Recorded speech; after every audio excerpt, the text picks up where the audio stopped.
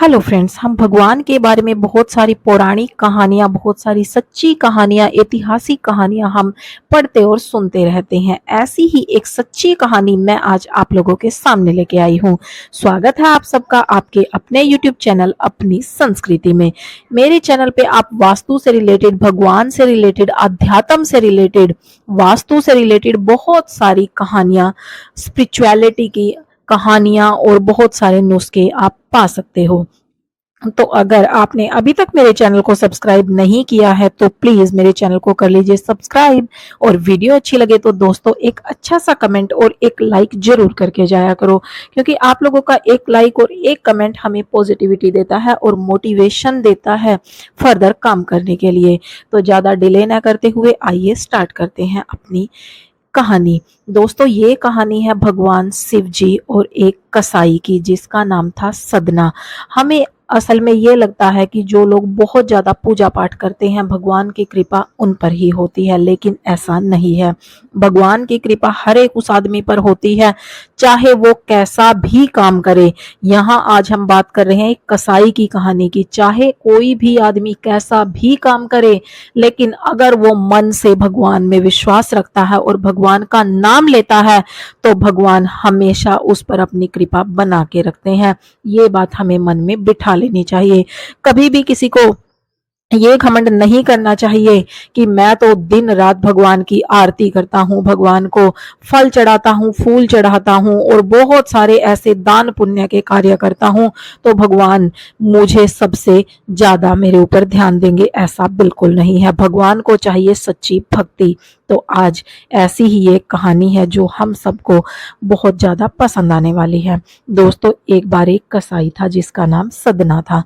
वह बहुत ही ईमानदार था, जो भगवान के नाम कीर्तन में हमेशा मस्त रहता था। यहाँ तक कि मांस को काटते और बेचते हुए भी वह भगवान का नाम ही गुनगुनाता रहता था। एक दिन वह अपनी ही धुन में कहीं जा रहा था कि उसके पैर से कोई पत्थर टकराया। वह रुक गया। उसने देखा कि यह काले रंग के गोल पत्थर से उसका पैर टकरा गया है। उसने वह पत्थर उठा लिया और अपनी जेब में रख लिया, यह सोच के कि यह तो मांस तोलने के काम आएगा।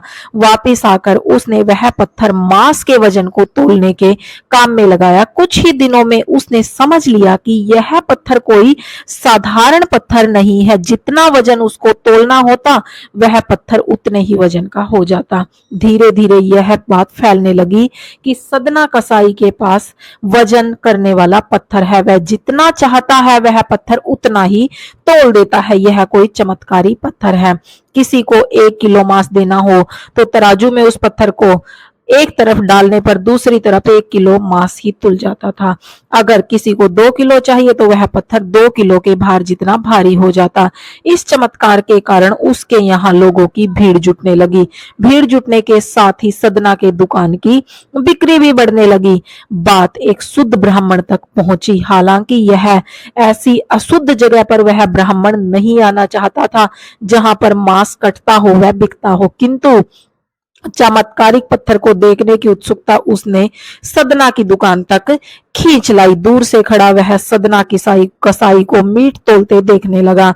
उसने देखा कि वह पत्थर हर प्रकार के वजन को बराबर तोल रहा है। ध्यान से देखने पर उसके शरीर के रोंगटे खड़े हो गए। भीड़ के छटने के बाद ब्राह्मण सदना कसाई के पास गया। ब्राह्मण को अपनी दुकान में आया देखकर सदना कसाई प्रसन्न हुआ और आश्चर्यचकित भी हुआ। बड़ी नम्रता से सदना ने ब्राह्मण को बैठने के लिए स्थान दिया और पूछा कि वह उनकी क्या सेवा कर सकता है। ब्राह्मण बोला, तुम्हारे इस चमत्कारिक पत्थर को देखने के लिए ही मैं तुम्हारी दुकान पर आया हूँ, या यूं कहिए कि ये चमत्कारी पत्थर ही मुझे यहाँ पर खींच लाया है। बातों ही बातों में उन्होंने सदना कसाई को बताया कि जिसे पत्थर समझकर वह मांस तोल रहा है वास्तव में वह सालिग्राम जी है, जो कि भगवान का स्वरूप होता है। सालिग्राम जी को इस तरह गले कटे मांस के बीच में रखना व उनसे मांस तोलना अति पाप भरी बात है। सदना बड़ी ही सरल प्रकृति का भक्त था। ब्राह्मण की बात सुनकर उसे लगा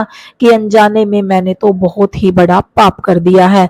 विनय करके हाथ जोड़ के सदना ने वह शालिग्राम उस ब्राह्मण को दे दिया और कहा कि आप तो ब्राह्मण हैं, अतः आप ही इनकी सेवा परिचर्या करके इन्हें प्रश्न करें। मेरे योग्य कुछ सेवा हो तो मुझे अवश्य बताएं। ब्राह्मण उस शालिग्राम शिला को बहुत सम्मान से घर ले आए। घर आकर उन्होंने श्री शालिग्राम को स्नान करवाया, पंचामृत से अभिषेक व पूजा अर्चना आरंभ। कुछ दिन ही बीते थे कि उन ब्राह्मण के स्वप्न में श्री शालिग्राम जी आए। वह कहा, हे ब्राह्मण, मैं तुम्हारी सेवाओं से प्रसन्न हूँ, किंतु मुझे उसी कसाई के पास छोड़ आओ। स्वप्न में ही ब्राह्मण ने कारण पूछा तो उत्तर मिला कि तुम मेरी अर्चना पूजा करते हो, मुझे अच्छा लगता है, परंतु जो भक्त मेरे नाम का गुणगान कीर्तन हर समय करते रहते हैं उनको मैं अपने आप को भी बेच देता हूँ। सदना तुम्हारी तरह मेरा अर्चन पूजा नहीं करता, परंतु वह हर समय मेरे नाम को गुनगुनाता रहता है, जो कि मुझे बहुत ही ज्यादा अच्छा लगता है, इसलिए मैं उसके पास गया था। अगले ही दिन ब्राह्मण सदना कसाई के पास गया और उनको प्रणाम किया, सारी बात बताई व श्री शालिग्राम जी को उन्हें सौंप दिया। ब्राह्मण की बात सुनकर सदना कसाई की आंखों में आंसू आ गए कि भगवान मेरे से कितने ज्यादा प्रश्न हैं, जबकि मैं तो उनकी पूजा अर्चना भी उस तरीके से नहीं कर पाता। और मन ही मन सोचने लगा कि मैं तो ये कैसा काम कर रहा हूँ, फिर भी भगवान ने कैसे मेरे ऊपर अपनी कृपा बनाए रखी है। मन ही मन उन्होंने उस दिन से मांस खरीदने और बेचने के कार्य को तिजांजलि देने की सोच ली और निश्चय किया कि यदि मेरे ठाकुर जी को मेरा भजन और कीर्तन पसंद है तो क्यों न मैं अधिक से अधिक समय उनके कीर्तन में लगाऊं। तो उस दिन से उसने सारा समय भगवान के भजन और कीर्तन में लगाना आरंभ कर दिया। तो दोस्तों, हमें इस कहानी से ये शिक्षा मिलती है कि कभी भी भगवान फल फूल और पैसों दान पुण्य से कभी भी ज्यादा प्रश्न नहीं होते। भगवान प्रश्न होते हैं तो हमारी श्रद्धा भक्ति भावना से हम जिस तरीके से उनका नाम